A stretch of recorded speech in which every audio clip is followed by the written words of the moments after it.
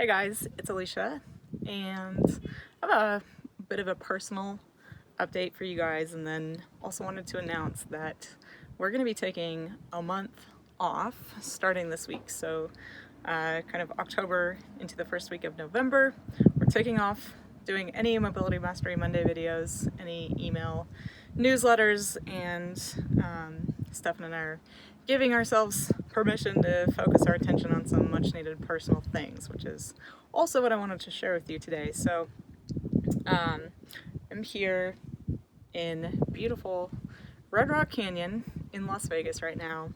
Totally unplanned, did not intend to come here.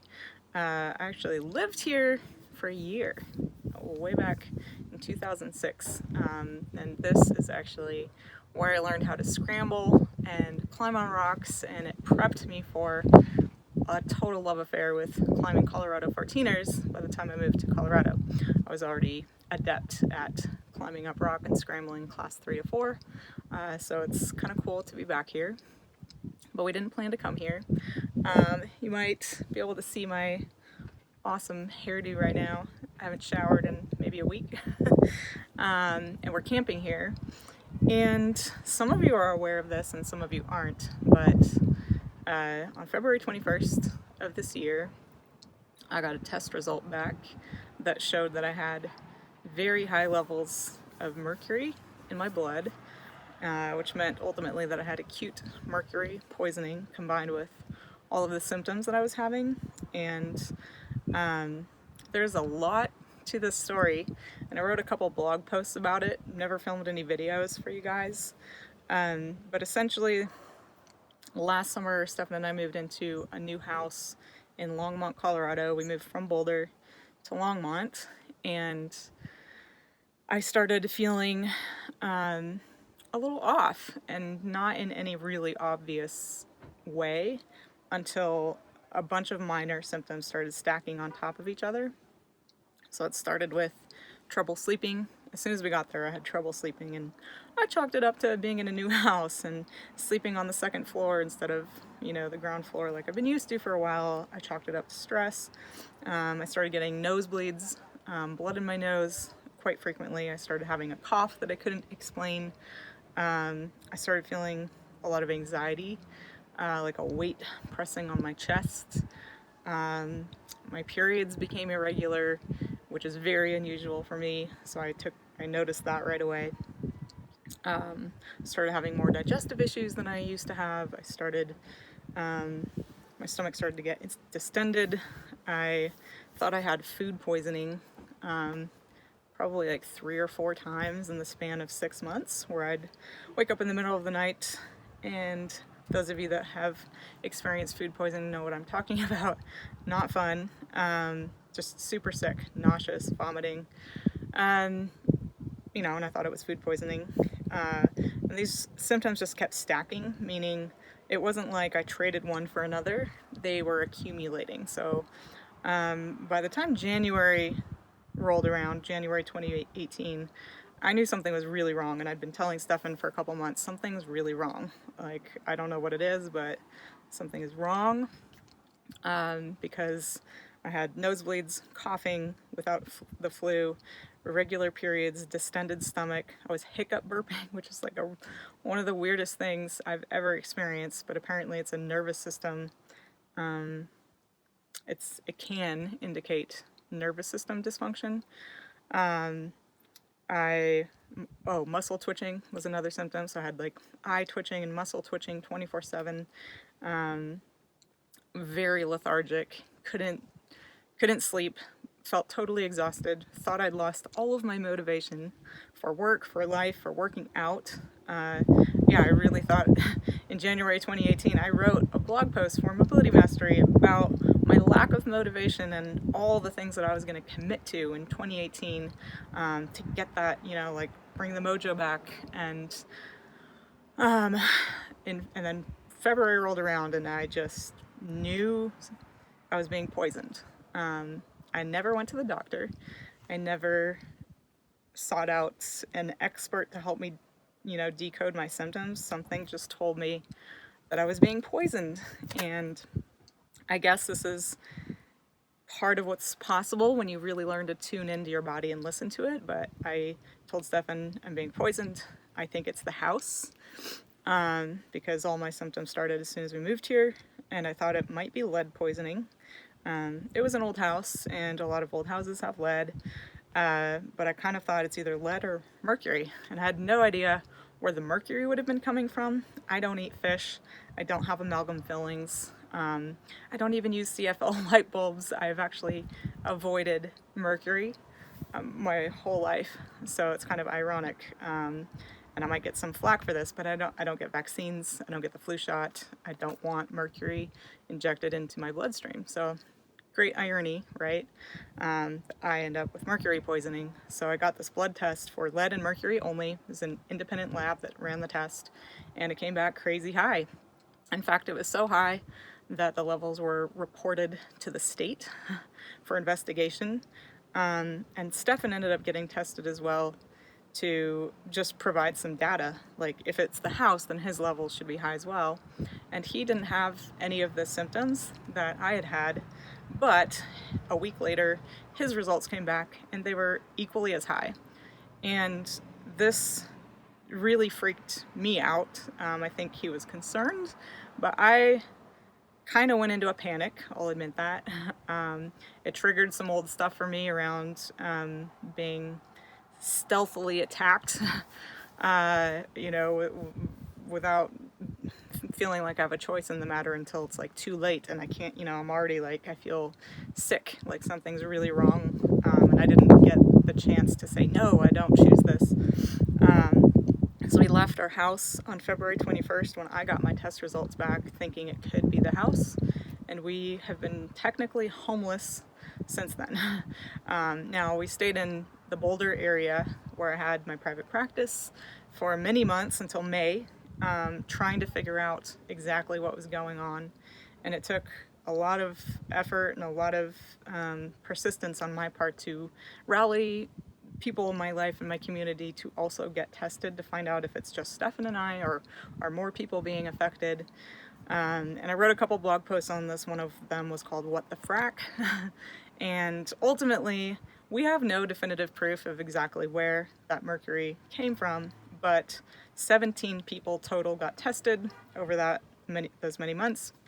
I got tested and retested twice, in addition to the first time, so 3 times. And of those 17 people that got tested, 10 had high levels, like alarmingly high. Most of them were high enough to be reportable to the state, and 7 people had very low or normal levels, average American levels. To give you an idea of what I'm talking about, my levels had come back on February 21st at 15 micrograms per liter, or UG/L. Bug just dive bombed me. And the average level is 0.87 micrograms per liter. So all the people in that low category were around 0.9 or 0.7 or 1.1, something like that. And then the rest were, pretty much 5 to 17 micrograms per liter. So 5 is reportable to the state. So I was at 3 times what is reportable to the state as concerning levels. Like, it could indicate an environmental emergency or a industrial manufacturing emergency if I worked in somewhere industrial where people are exposed to mercury, but I don't. So ultimately, this search led me to looking at fracking as the potential cause of all of this, and I found out a lot of stuff that I didn't know about the general Boulder area, but also about what's going on with fracking in Colorado and how it's affecting the air there, not just where I was in Longmont. So we found out many months later, like after we had actually left Boulder. So I closed down my practice and we left. I decided I'd rather camp than expose myself or continue to expose myself to something, if in fact I was exposing myself by living there. And we found out later that that house that we had moved into is still surrounded by dozens of oil and gas wells, and like within 8 blocks, which is pretty close. dozens of them, not just one or two, but dozens, like probably 3 or 4 dozen wells within 8 blocks of that house. So I've since learned that I'm not the only one getting sick. There are other people reporting similar symptoms, especially in children. I'm very sensitive. I have a pact with my body that I will always listen to it if it tells me something's wrong, whether that's in my environment externally or something internally or in a relationship. Our bodies talk to us, and I've made a pact with my body that I will always listen to it. I don't always know what it's trying to tell me, and sometimes it takes me a while. But that is why we're out here right now, drifting around. We left Colorado. I left my practice. I closed it down. I handed off my amazing clients to a trained practitioner of mine in Boulder, and we're trying to figure out where we want to live. So, where is home? We don't know. We're not necessarily getting any insights through our travels. We've traveled through Utah and Colorado and Idaho and Montana, and California is where we've spent the majority of our time lately. Southern California and Northern California, and we ended up in Las Vegas here because we got flooded out of 2 California campgrounds. One was a flash flood at 2 o'clock in the morning. We had to pack everything up, sopping wet, get in the car, and that is ultimately what led us to Las Vegas, because it had the best looking weather within a day's drive. So that is why we're here, and this is why we're going to take a month off. I'm kind of laughing about it because it's pretty absurd, some of what we've been through, and you gotta laugh sometimes at it. And this has been the hardest thing I've ever done in my life. I've been through a lot. I've been through a lot of trauma. I've had to deal with a lot of traumatic things in my life, or circumstances that were difficult, even as an adult, and this is by far the hardest. So we've technically been homeless almost 8 months. It's very difficult not having a home. We gave away all our possessions, so we only own what's in our car and a few boxes that are at a friend's house back in Colorado. So yeah, kind of crazy. And that's what's been going on. Some of you may have seen a couple of our little vlogs in the beginning. We originally wanted to have some adventure time out here. Camping and hiking was kind of my plan. I wanted to just go hike, be in the places that I love, and hopefully let that heal me and restore me. And we haven't really been able to do that. We went to the Grand Canyon and Bryce Canyon, and then from there we were just kind of scrambling one day after another, chasing things that we needed to accomplish for work, to create the course that we just launched, and never really got a chance to decompress. So we're gonna take the month off, and we'll be back in November for Mobility Mastery Mondays. I wanted to make an invitation today, a personal invitation to you guys, to comment below, please, and start talking to me about what you want to hear from me. I would really love to hear from you what you most think I could help you with. Topics that you want to know about that maybe I've hinted at or talked a little bit about but not in depth, or maybe you haven't watched all of my content and you just have a request based on a personal need, whether it's pain and injury, fascia related, nervous system related, patterns of life and relationship, and what it takes to heal trauma, any of that. I would like to know what you want to hear from me when we come back in November. I've been realizing a lot about myself through this whole process, and one thing I want to do more of is be more personal with you.